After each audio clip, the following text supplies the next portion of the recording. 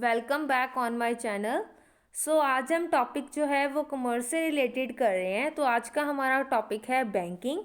सबसे पहले जो है बैंकिंग की इंट्रोडक्शन करेंगे।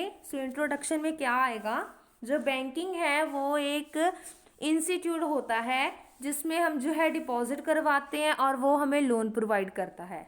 तो अकॉर्डिंग टू लेमैन एक इकोनॉमिस्ट है, उसके अकॉर्डिंग क्या है, जो बैंक एक इंस्टीट्यूशन होता है जो रिसीव करता है डिपॉजिट्स को और लोन भी हमें देता है। अगर वो बैंक को डिफाइन करना चाहे तो वो कैसे डिफाइन कर रहा है, तो जो इंस्टीट्यूशन जो डील करे क्रेडिट के साथ उसे हम बैंक बोलेंगे। और एनी इंस्टीट्यूशन, कोई भी इंस्टीट्यूशन जो कि एक्सेप्ट करे डिपॉजिट्स को पब्लिक से एंड उसको लोन भी प्रोवाइड करे तो उसे हम बोलेंगे बैंक। तो according to banking companies act के अकॉर्डिंग क्या है, जो 1949 में पब्लिश हुआ, तो उसके अकॉर्डिंग क्या है, जो बैंकिंग मीन्स एक्सेप्टिंग डिपॉजिट, जो मनी की डिपॉजिट्स को एक्सेप्ट करे पब्लिक से और डिमांड के साथ उसे रीपेबल करे, दोबारा से उसे पे करे। अगर पब्लिक चाहे उसे विड्रॉ करवा सकती है चेक के साथ, ड्राफ्ट के साथ और किसी भी अदर फॉर्म में। तो कंक्लूड करेंगे लास्ट में बैंक को। तो बैंक क्या है, बैंक के दो मेन फीचर हैं। फर्स्ट फीचर है वो एक्सेप्ट करता है डिपॉजिट्स को एंड सेकंड है वो क्रेडिट को क्रिएट करता है फंड को लैंड करने के बाद। नेक्स्ट है meaning of commercial banks. Commercial banks क्या होती हैं? कमर्शियल बैंक एक फिनेंशियल इंस्टीट्यूशन होता है जो कि परफॉर्म करता है फंक्शंस को जो नीचे दिए गए हैं।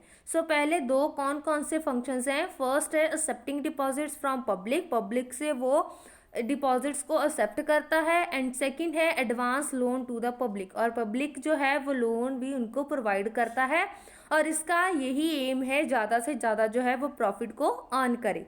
तो ये जो इंस्टीट्यूशंस होते हैं उन्हें हम कमर्शियल बैंक्स बोलते हैं और ये इंस्टीट्यूशंस जो हैं वो ज़्यादा से ज़्यादा इंटरेस्ट चार्ज करते हैं, हाई रेट इंटरेस्ट जो है वो चार्ज करते हैं लोन के ऊपर अगर वो पब्लिक को लोन दे रहे हैं। तो जो जो डिपॉजिट करवा रही है पब्लिक और उनको जो है कम से कम जो है वो लोन जो इंटरेस्ट है उन्हें कम से कम इंटरेस्ट देता है, चाहे वो एफडी हो, चाहे वो रेकरिंग डिपॉजिट हो, एनी अदर डिपॉजिट। तो जो इन दोनों के बीच में रेट्स के बीच में जो डिफरेंस होता है वही उस बैंक का क्या हो जाता है, प्रॉफिट हो जाता है। तो इसकी एग्जांपल्स हैं Punjab national bank, state bank of India, bank of Baroda, ये इसकी जो है कुछ एग्जांपल्स हैं। और इसके फंक्शंस क्या क्या हैं? ये दो तरह के फंक्शंस को परफॉर्म करता है। फर्स्ट फंक्शन है प्राइमरी फंक्शन एंड सेकंड वाला है सेकेंडरी फंक्शन। प्राइमरी फंक्शन में फर्स्ट है एक्सेप्टिंग डिपॉजिट्स। वो किस किस तरह के डिपॉजिट्स को एक्सेप्ट करता है? पहले है करंट डिपॉजिट, जैसे कि आप पता ही है करंट अकाउंट आप ओपन करवाते हो बैंक में जाके जो बिजनेस पर्पस के लिए करवाते हो, तो वो करंट अकाउंट डिपॉजिट हो गया। सेकंड है सेविंग, जिसमें आप जो नॉर्मल आप सेविंग के लिए अकाउंट ओपन करवाते हो वो सेविंग अकाउंट हो गया। And third is fixed account deposit. Third वाले में क्या आएगा कि जो हम एफडी और रेकरिंग डिपॉजिट वो दोनों आरडी एंड एफडी ओपन करवाते हैं वो भी ये एक्सेप्ट करता है। And second one is advancing loans. Advancing loans में क्या है, जो वो लोन प्रोवाइड करता है वो किस किस तरह के करता है? पहले है कैश क्रेडिट। कैश क्रेडिट में क्या है, वो क्रेडिट जो वो कैश की फॉर्म में उसको देता है।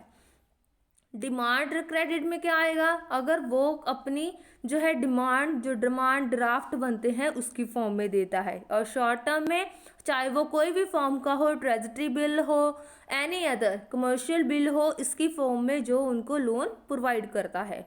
और सेकेंडरी फंक्शन में क्या आएगा, अगर आप ओवरड्राफ्ट मीन्स अगर आपके अकाउंट में बैलेंस नहीं है और आपको ज़्यादा पे करना है तो आप ओवरड्राफ्ट की हेल्प से जो है बैंक जो है आपके बिहाफ के ऊपर एक ड्राफ्ट बना के देती है जो अपने अकाउंट से ज़्यादा होता है, बैलेंस से अगर ज़्यादा होता है तो उसे हम बोलते हैं ओवरड्राफ्ट।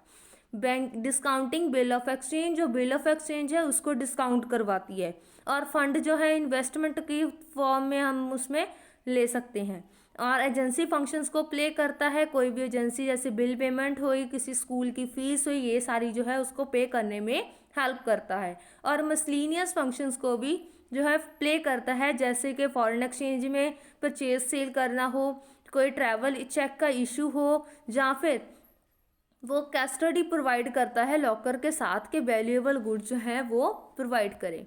आगे है सेंट्रल बैंक। जो सेंट्रल बैंक का क्या है, सेंट्रल बैंक जो कि पूरी कंट्री की बैंक्स को कंट्रोल एंड रेगुलेट करती है। तो सेंट्रल बैंक को हम एक अपेक्स इंस्टीट्यूशन बोलेंगे कंट्री का, जो कि कंट्रोल करता है, रेगुलेट करता है किस चीज़ को, एक मॉनेटरी मनी फॉर्म को, मनी सिस्टम को एंड फिनेंशियल सिस्टम को कंट्री के।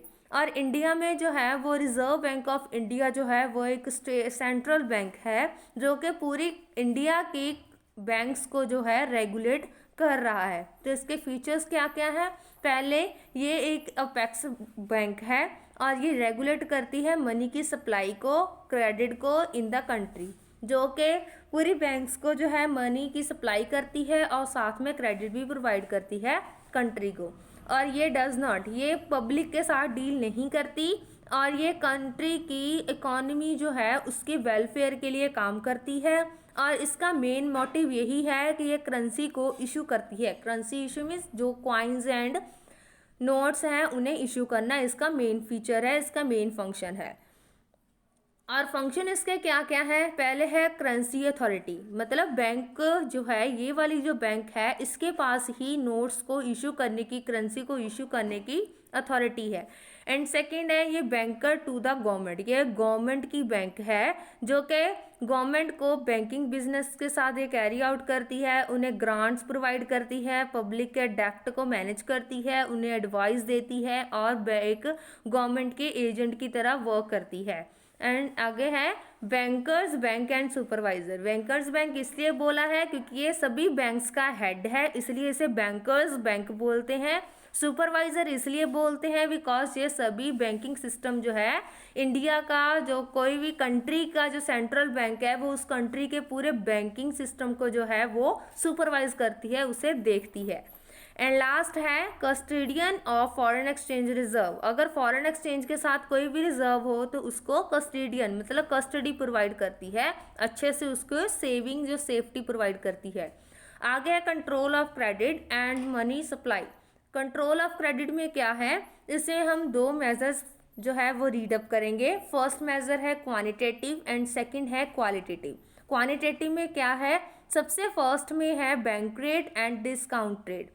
बैंक रेट जो है it is a minimum rate at which the central bank of India gives credit to the commercial bank to meet their long term needs. ये minimum rate होता है जो bank जो है, सेंट्रल बैंक जो है वो बताती है कमर्शियल बैंक को, और जिसके साथ जो है वो कमर्शियल बैंक को क्रेडिट प्रोवाइड करती है वो लॉन्ग टर्म के लिए।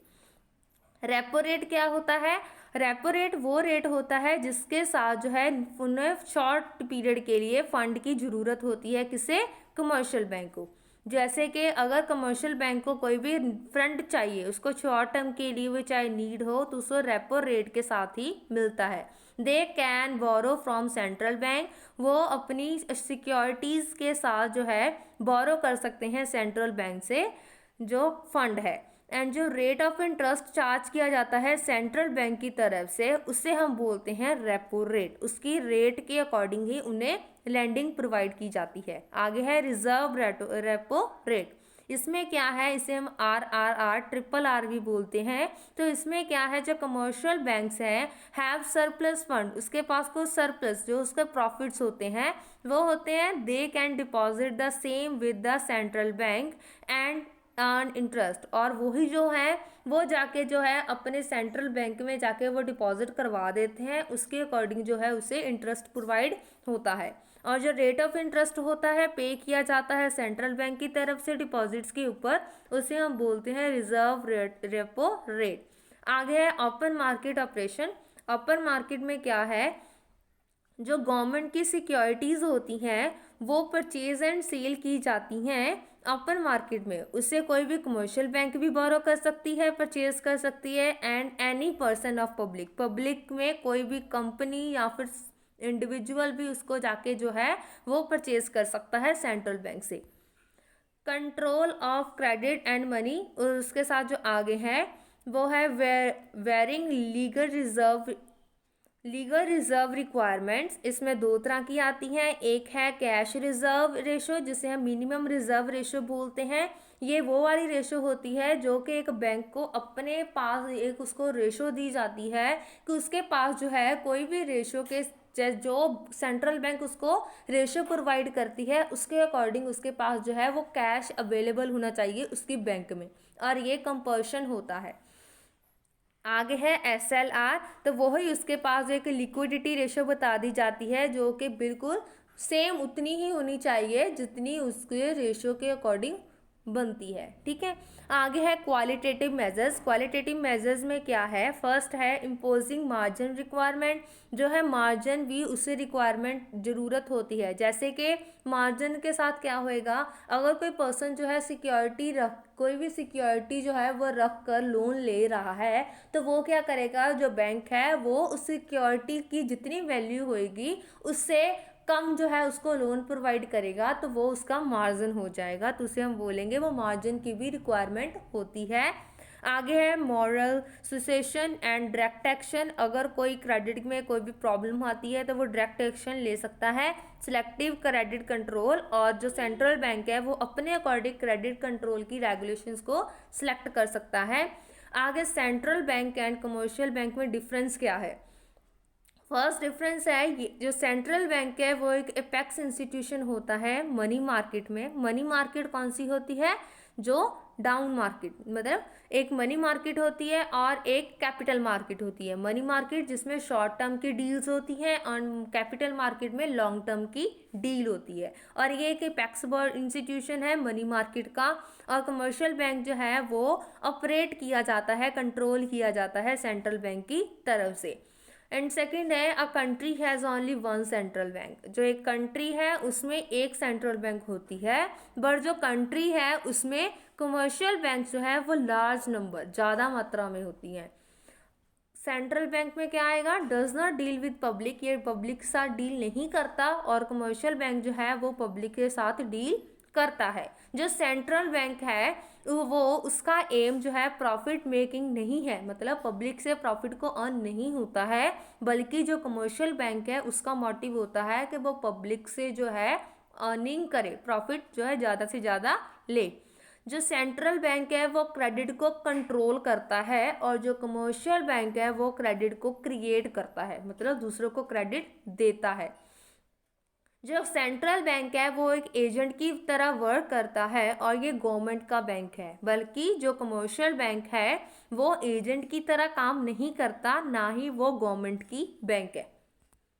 एट लास्ट इसे हम कंक्लूड करेंगे, तो कंक्लूजन में क्या आएगा, हमारी ऊपर जो हमने डिस्कशन की है उसके बाद जो है वी कैन कंक्लूड, हम ये कंक्लूड करते हैं जो बैंक है वो एक ऐसा इंस्टीट्यूशन है जो कि डिपॉजिट्स को रिसीव करता है और लोन को प्रोवाइड करता है, और सेंट्रल बैंक जो है वो एक एजेंट की तरह वर्क करता है, और ये गवर्नमेंट की बैंक होती है, और ये एक एपेक्स बॉडी होती है जो कि ऑल बैंकिंग सिस्टम को कंट्रोल करती है। और द पॉलिसीज़, जो भी पॉलिसीज़ जो हैं वो बनाई जाती हैं सेंट्रल बैंक की तरफ से, और जो है फॉलो की जाती हैं पॉलिसीज़ सेंट्रल बैंक ने जो बनाई है वो सारी बैंक जो है उसको फॉलो करती है। एंड ऑल जो क्वालिटेटिव एंड क्वांटिटेटिव मेजर्स हैं मॉनेटरी पॉलिसी के लिए वो डिपेंड करते हैं जो कि इन्फ्लेशन और डिफ्लेशन होती है इकोनॉमी की। इन्फ्लेशन मीन्स महंगाई होना, डिफ्लेशन मीन्स घाटा, तो उसके अकॉर्डिंग जो है इकोनॉमी में जो भी चल रहा है उसके अकॉर्डिंग ही उसकी मॉनेटरी पॉलिसी जो है वो फ्रेम की जाती है। Thank you. अगर आपको मेरी वीडियो पसंद आए then like comment and share ज़रूर करें।